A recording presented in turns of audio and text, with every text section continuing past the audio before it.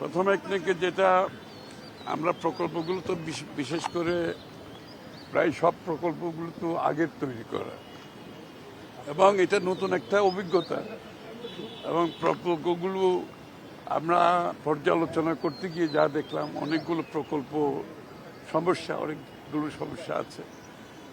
অনেকগুলো প্রকল্পের প্রয়োজনীয়তা ছিল কিনা সেটাও একটা বিশেষ প্রশ্ন।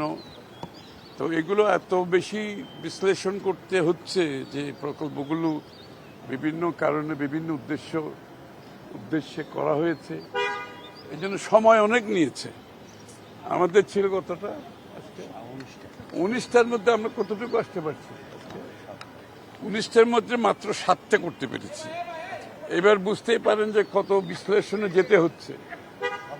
অনেকগুলো প্রকল্প প্রশ্নবিদ্ধ হচ্ছে বিভিন্ন কারণে, মূল্যায়নের কারণে, এটা যৌক্তিকতার কারণে প্রশ্নবিদ্ধ হচ্ছে। সুতরাং আমাদেরকে খুব কেয়ারফুলি যেতে হচ্ছে, কারণ বাংলাদেশের জনগণের টাকা তো এই টাকাটা প্রতিটি টাকা ব্যয়ের পেছনে বাংলাদেশের মানুষ এইখান থেকে তার টাকার মূল্য পাচ্ছে কিনা, তার বিনিয়োগের উপর রিটার্ন পাচ্ছে কিনা, এখানে জব ক্রিয়েশন হচ্ছে কিনা, তো অনেকগুলো বিষয় বিবেচনা করতে হচ্ছে। সুতরাং সবকিছু মিলিয়ে আর আমরা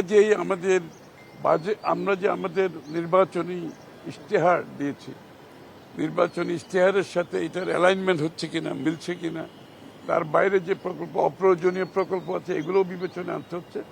এই জন্য আমরা অনেক সময় নিতে হচ্ছে, যে কারণে মাত্র 7টি পর্যন্ত আমরা পৌঁছতে পেরেছি 19টার মধ্যে। তো এই 7টির মধ্যে 2-1টা বিবেচনার জন্য দেওয়া হয়েছে, আর কিছু পাশ হয়েছে। দুইটাই, বেশিরভাগ তো আগে নতুন অন্তর্বর্তী সরকার। আমরা না, নতুন এই সরকার তো আমরা কোনো প্রকল্প এখনো পর্যন্ত আনিনি, কারণ আমাদেরকে নতুন প্রকল্প যেগুলো আনতে হবে আমাদের অনেক বিবেচনায় আনতে হবে যে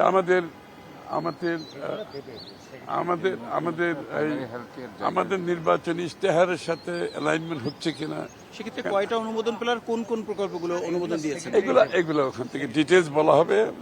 মানে ভাই এখনো তো আরো 12টি অসঙ্গতি, মানে এখানে এগুলো বারবার এগুলো ডেফার করা হয়েছে, মূল্য বৃদ্ধি করা হয়েছে, যেগুলোর যৌক্তিকতা প্রশ্নবিদ্ধ হতে পারে।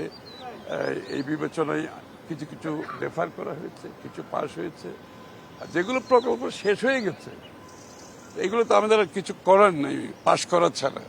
তবে এগুলোকে আমরা ইনভেস্টিগেট করতে বলেছি। যেমন একটি প্রকল্প আমি বলি, একটি স্পেসিফিক প্রকল্প, গোপালগঞ্জ ডেন্টাল কলেজ অ্যান্ড হাসপাতাল। এই প্রকল্পটা তো শেষই হয়ে গেছে, এটা তো পাশ করা ছাড়া উপায় নাই।